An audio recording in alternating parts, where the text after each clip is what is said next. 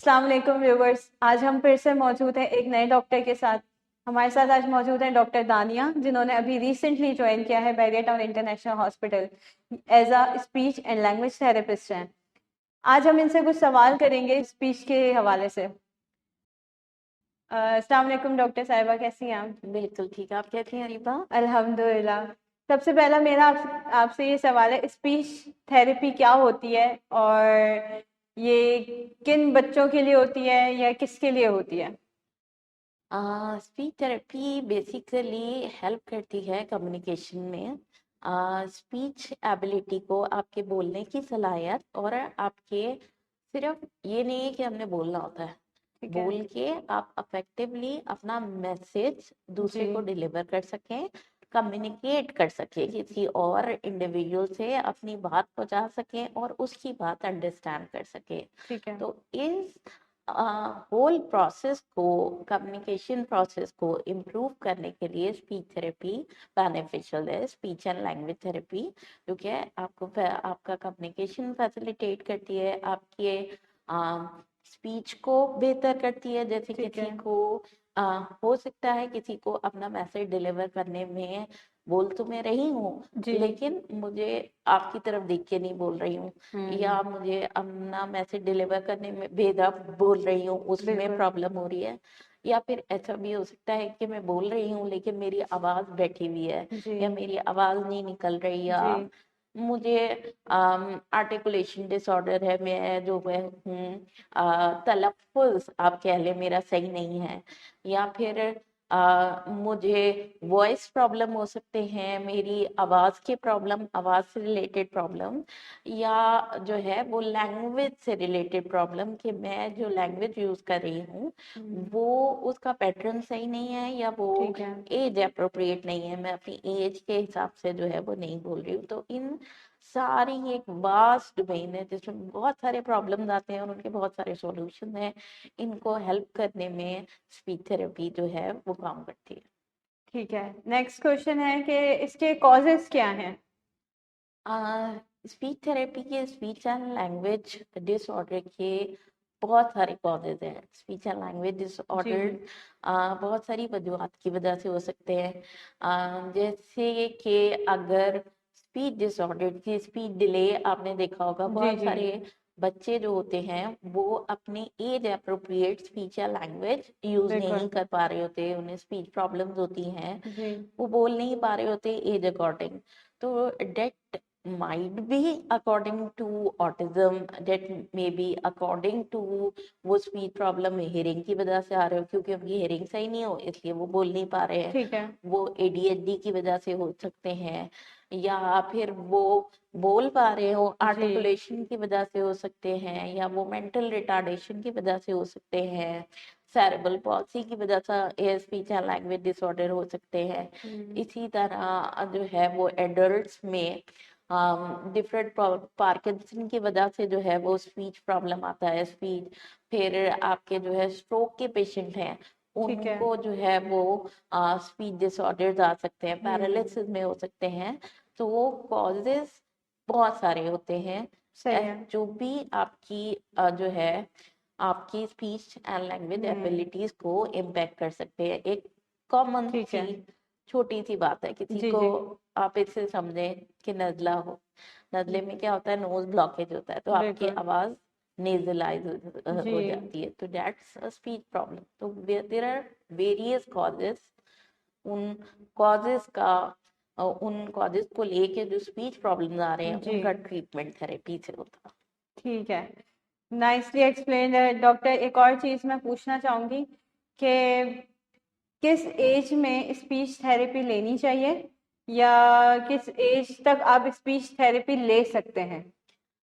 Speech therapy वैसे तो इसकी कोई एज लिमिट नहीं है, किसी भी एज में किसी भी पेशेंट को स्पीच एंड लैंग्वेज थेरेपी की नीड हो सकती है। लाइक मैंने आपको बताया, ये एडोलेसेंस में भी हो सकती है, एडल्ट में भी हो सकती है, बचपन में भी हो सकती है। ठीक है। लेकिन पीड्स के लिए जिनके साथ स्पेसिफिकली डिसऑर्डर्स हैं, लाइक ऑटिज्म है, एडीएचडी है, हम ये नहीं कहते कि स्पेसिफिक 0 to 5 में ही लेनी चाहिए, लेकिन जिन बच्चों के साथ जी स्पेसिफिकली डिसऑर्डर है उनके साथ इम्पोर्टेंट पीरियड जो है वो 0 to 5 का है।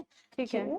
क्योंकि उसमें स्पीच एंड लैंग्वेज डेवलप हो रही है, सही है। डेवलपमेंटल एज, और उस डेवलपमेंटल एज में हम्म जब थेरेपी दी जाएगी तो वो ज्यादा बेनिफिशियल होगी। इसका मतलब ये नहीं है कि अगर वो बच्चा जो है वो बहुत बड़ा हो गया है, 12 साल का हो गया है, जी 10 years का हो गया है, तो उसको थेरेपी नहीं प्रोवाइड की जा सकती। रादर वो ये इसी तरह है कि आप बचपन में कोई जुबान सीखते हैं, और बचपन में जो हमने लैंग्वेजेस सीखी हैं, लाइक हमने उर्दू सीखी है, हमें इंग्लिश आती है, वो हमें बिल्कुल बोलना बहुत इजी होता है।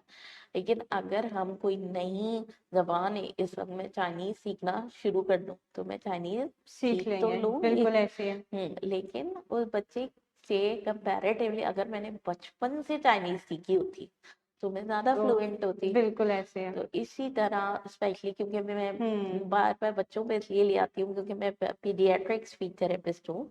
तो बच्चों के लिए डेवलपमेंटल एज बहुत इम्पोर्टेंट है जिसमें ठीक है। थेरेपी होनी चाहिए, लेकिन हम्म वैसे इन जनरल किसी भी एज में स्पीच एंड लैंग्वेज थेरेपी हो सकती है। सही है। अच्छा, एक और इससे ही सवाल, इसी आपकी बात से मुझे ये चीज़ याद आई है कि ये जो स्पीच प्रॉब्लम्स होती हैं ये जेनेटिक होती हैं या बाद में जो है बच्चों को होना शुरू हो जाती हैं, बाय बर्थ होती हैं या जेनेटिक्स में आती हैं? इनका थोड़ा एक्सप्लेन कर दें। बहुत सारी प्रॉब्लम जो है वो बाय बर्थ होती है, ठीक है। लाइक और बहुत सारी प्रॉब्लम जो है वो आफ्टर ड्यूरिंग डेवलपमेंटल पीरियड है, और बहुत सारी प्रॉब्लम्स जो हैं वो आफ्टर बर्थ भी आ सकती हैं। लाइक एक कॉमन हेयरिंग इम्पेयर्ड है, जी जी। हेयरिंग इम्पेयरमेंट बाय बर्थ भी होता है। ठीक और है। हेयरिंग इम्पेयरमेंट ऐसा भी हो सकता है कि किसी ट्रॉमा की वजह से, किसी हम्म बहुत वर्ड साउंड सुन ली उसकी वजह से हेयरिंग इम्पेयरमेंट आ गया हो, जी जो है वो बहुत हाई उसकी इंटेंसिटी की साउंड की वजह से, या फिर कोई ट्रॉमा हुआ हो, या कोई सीरियस इलनेस हुई हो जिसकी वजह से आपका जो है वो एयर इम्पेक्टेड हो गए हो, तो वो फिर बाय बर्थ नहीं कहलाएगा। ठीक है। इसी तरह जो है इट डिपेंड्स कि डिसऑर्डर क्या है, इट सही डिपेंड। है। बहुत सारे डिसऑर्डर्स जो है वो बाय बर्थ उसमें जो है वो होते हैं। हो रहे बिल्कुल, होते हैं, और बहुत सारे आफ्टर दी बर्थ जो है वो जो उसपे। सामने आता है। ठीक है। बिल्कुल। अब मैं एक और क्वेश्चन करना चाहूंगी कि स्पीच थेरेपी तो लोग ले रहे होते हैं, बहुत सारे लोग ऐसे मिलते हैं जो कि बोलते हैं हमने इतने साल ली, इतने मंथ्स ली, बट उसका कोई इफेक्ट नहीं हुआ। तो क्या ये बात सच है कि वो ये इफेक्टिव नहीं होती? ये आप थोड़ा सा एक्सप्लेन कर दें कि इसका कितना टाइम पीरियड आपको देना पड़ता है तब जाके ये इफेक्टिव होना शुरू होती है? Again it depends on the again it depends बहुत सारी कंडीशन पे। ठीक है। First it depends on the type of disorder आपको क्या है। सही है। फिर जैसे मैंने पहले बताया एज। हम्म अब एक पेरेंट आपके पास आ रहे हैं, जी और वैसे हम अगर कोई ऐसी बात होती है तो कि उसमें हमें लगता है कि आप थेरेपी भी देंगे, तो वो चीज़ इतनी फिक्सेटेड हो चुकी है, इतनी रिजिड हो चुकी है कि हम्म उससे ज़्यादा इतनी इम्प्रूवमेंट नहीं आएगी, तो पहले से हम पेरेंट्स को क्लियर कर देते हैं। सही है। जैसे कोई बच्चा फॉर एग्जाम्पल ऑटिज्म स्पेक्ट्रम के साथ है, और उसकी एज जो है वो 12-13 साल है, सही उसके है। बाद उसके पेरेंट्स उसके थेरेपीज के लिए ला रहे हैं। थेरेपी से उसे फर्क तो पड़ेगा, जी लेकिन उतनी जल्दी उसका रिजल्ट नहीं आ पाएगा सही है। कंपैरेटिव टू जो बच्चा 2 साल में आ रहा है हम्म या 3 साल में आ रहा है। ठीक है। ठीक है। इसी तरह हाँ, अफेक्टिव क्यों नहीं होती? स्पीच थेरेपी कोई रॉकेट साइंस नहीं है, या कोई मेडिसिन नहीं है जो आपने दे दिया बिल्कुल। और वो बच्चा ठीक हो जाएगा, या कोई भी एडल्ट जो है वो ठीक हो जाएगा। It requires effort. अगर आप जो है उसका रिजल्ट जब भी आएगा स्पेसिफिकली जब पेरेंट्स और थेरेपिस्ट मिलके काम करेंगे, जी और एक एज अ टीम, एक as multidisciplinary team work हो रहा होगा किसी भी पीस पे, जो ठीक जो है। उसकी नीड्स है वो पूरी होंगी, देन इट्स इफेक्टिव। लेकिन अगर एक मिसकॉन्सेप्शन है जो कि अमंग में क्लियर, यहाँ पे आपके क्वेश्चन से मुझे ये याद आया जो क्लियर जी भी जी करनी चाहूंगी कि थेरेपी है, थेरेपी बिल्कुल पे छोड़ दिया और डिपेंड कर लिया कि थेरेपी हो जाएगी और ठीक हो जाएगा, जी ऐसा नहीं होता। हमें, क्योंकि स्पीच एक कंटिन्यूअस प्रोसेस है, ऐसा बिल्कुल। तो नहीं है कि पेशेंट उसी आधे घंटे में बोल रहा है या जो है, या उसी 45 मिनट्स में बोल रहा है जिसमें थेरेपी हो रही है। ठीक है तो पेशेंट ने तो एक पूरी लाइफ है, एक पूरा दिन है जिसमें जी कम्युनिकेट करना है, तो उसमें उसके केयर गिवर्स को, उसके जो भी आप जो है आपको टेक्निक्स बताई जाती हैं वो आपने फॉलो करनी है। ठीक है। लाइक आप डॉक्टर के पास जाए और डॉक्टर से मेडिकेशन लेते हैं, हम्म और वो मेडिकेशन आप घर पे जाते हैं आप खाते नहीं हैं, और आप कहते हैं कि आप 15 चक्कर उस डॉक्टर के पास जा चुके हैं जी और वो और दवाइयां भी इफेक्ट नहीं देता हो रहा है, है, बिल्कुल और फिर ऐसे भी ही है। कोई इफेक्ट नहीं हो रहा क्योंकि वो मेडिकेशन आप खा ही नहीं रहे। सेम बिल्कुल गोज ऐसे ही है। With therapy. जब आप थेरेपी करवाएंगे तो जो हम्म मेथड्स आपको कहा जा रहा है, जो आपको बोला जा रहा है करने को, वो आपने करना है, तभी बिल्कुल ऐसे ही उसकी है कि इफेक्टिव है। आधा स्कूल तो बच्चा का घर पे ही होता है, बिल्कुल। तो ये भी है कि पेरेंट्स का भी सपोर्ट इसमें बहुत ज़रूरी है। बिल्कुल ऐसे ही। ठीक है। ठीक है डॉक्टर साहिबा, आपने बहुत अच्छा सा एक्सप्लेन कर दिया। बस एक लास्ट क्वेश्चन मैं ये करना चाहूँगी कि इसका टाइम पीरियड कितना होता है, या कोई टाइम पीरियड नहीं होता, ये लॉन्ग टर्म होती है कभी, हाँ, मतलब ये सही होती भी है या? नहीं, स्पीच थेरेपी का अकॉर्डिंग टू द पेशेंट, जी according to the client need ठीक उसका है। टाइम पीरियड होता जी है। लाइक अगर कोई माइल्ड स्टटर के साथ आ रहा है, स्टटरिंग के साथ आ रहा है, तो उसका वो पेशेंट हो सकता है कुछ सेशन में के बाद ही उसमें बहुत जल्दी इम्प्रूवमेंट नजर आए सही है। और वो जो है वो सही हो जाए।